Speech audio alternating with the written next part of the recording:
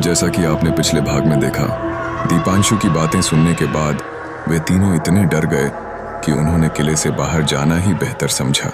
अब उन्हें चले हुए 10 से 15 मिनट ही हुए थे, तभी उन्हें एक दूसरे कोने से कुछ लोगों की बोलने की आवाज़ आई। तब शिवम बोला, रुको, तुम्हें किसी की आवाज़ आई। उसकी बात सुन के दीपांशु और प्रशांत भी गौर से सुनने लगे। तब प्रशांत बोला, अबे हाँ यार, मुझे भी आ रही, क्या करें, वहां जाएं या नहीं? तब दीपांशु बोला, चल के देखते हैं, क्या पता कोई और भी हमारी तरफ हंसा हो। पर शिवम बोला कि पहले दूर से देखेंगे कि इंसान ही है या कोई और।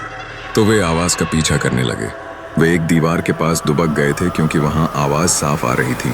तो शिवम ने थोड़ी हिम्मत करके दीवार के पीछे देखा तो उन्हें वहां 3 लड़कियां अपनी उम्र की ही दिखी। उसने दोनों को बताया तो उन्होंने कहा, चलो चल के बात करते हैं, क्या पता उन्हें कुछ पता हो। तो वे उन तीनों के सामने आए। सामने आते ही दीपांशु उनसे बोला, हेलो, मेरा नाम दीपांशु है और ये दोनों मेरे दोस्त हैं। आपका नाम क्या है? इतना पूछते ही उसने प्रशांत और शिवम को देखा। उन दोनों का मुंह देख के वो समझ गया कि उसने कुछ ज्यादा ही बोल दिया। लेकिन तभी उनमें से एक लड़की बोली, मेरा नाम वंशिका है और एक का नाम माही है और एक का प्राची। तुम्हारा नाम क्या है? प्रशांत बोला, मेरा नाम प्रशांत है और इसका शिवम। तभी शिवम सबसे बोला, अगर तुम्हारा मिलन खत्म हो गया हो तो काम की बात करें। उसने उन तीनों से पूछा, तुम लोग यहाँ क्या कर रहे हो, वो भी इतनी रात को? तो वंशिका बोली कि हम यहाँ रात को रुकने आए हैं, तुम्हारी तरह ही हम भी देखना चाहते हैं भूत। शिवम ने आश्चर्य से पूछा, तुम्हें कैसे पता कि हम तीनों भी यहाँ भूत देखने आए हैं? तो इतने में माही हंसकर बोली कि यहाँ ज्यादातर लोग रात को भूत ही देखने रुकते हैं। उन तीनों की आवाज काफी कोमल थी। तो फिर दीपांशु वंशिका से बोला, चलो साथ में देखते हैं महल को। वंशिका ने भी हामी भरी और वे दोनों चलने लगे ही थे तो दीपांशु ने हमें देखा और बोला, क्यों, तुम्हें इनविटेशन देना पड़ेगा? प्रशांत हल्की आवाज में शिवम से बोला। देखा, लड़की देखते ही तेवर बदल गए। तभी प्रशांत का हाथ किसी ने पकड़ा। उसने देखा तो वो प्राची थी। उसने कहा, ये क्या है, तुम्हें ऐसे किसी का हाथ नहीं पकड़ना चाहिए। तो उसने भोली आवाज में कहा कि माफ कीजिएगा, पर मैं आपके साथ महल घूमना चाहती हूँ। उसकी आवाज में इतनी कोमलता थी कि प्रशांत उससे मना नहीं कर पाया। तो माही ने शिवम से कहा, चलो अब तुम मेरे साथ ही घूम लो, ये तो हमें अकेले छोड़ गए। पर शिवम उसके साथ जाने को तैयार नहीं था, पर वो मन मारकर चल दिया। अब वे साथ साथ थे। तभी वंशिका ने दीपांशु से पूछा, वैसे तुम कहाँ जा रहे थे अब? तो दीपांशु बोला कि हम तो किले के बाहर जा रहे थे। तो उसने पूछा, क्यों, ऐसा क्या हुआ, कोई भूत देख लिया था क्या? वंशिका ने हंसकर पूछा। दीपांशु बोला, नहीं, मैंने नहीं देखा था, शिवम ने देखा था। फिर जो उसके साथ हुआ था वो सब उसने बोल दिया, पर शिवम के नाम पर।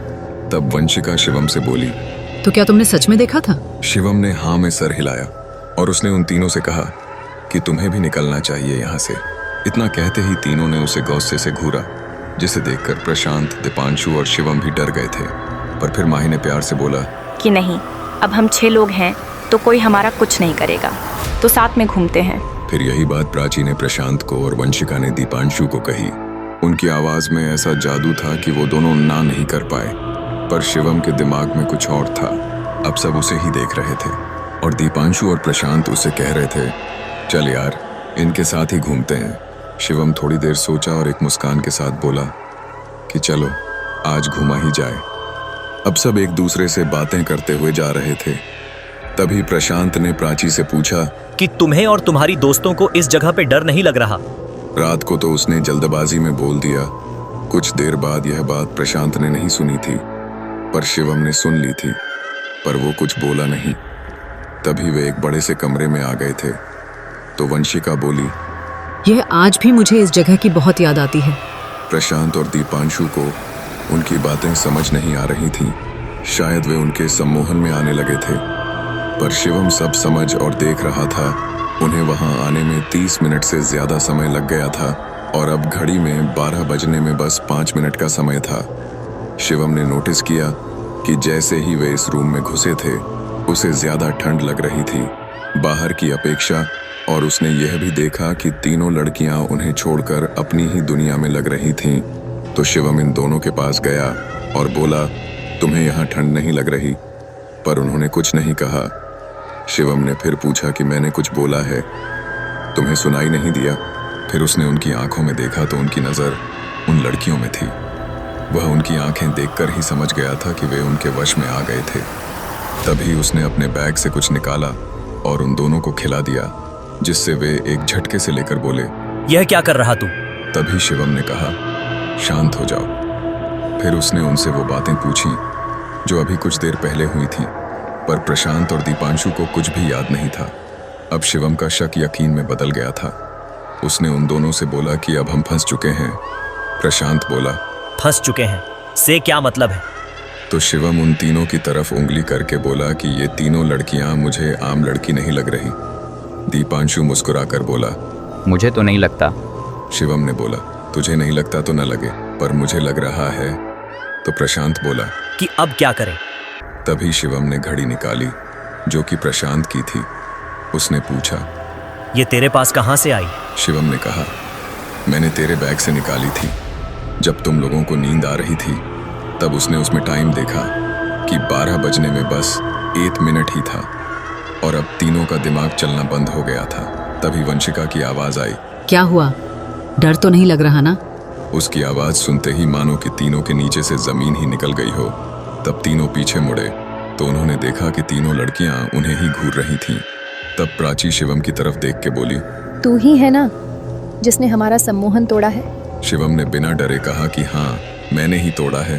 तब माही बोली, तेरी तो अब खैर नहीं। इतना सुनते ही दीपांशु और प्रशांत के पसीने छूटने लगे थे, पर शिवम ने कहा कि हम तुम तीनों से बचकर नहीं निकल सकते।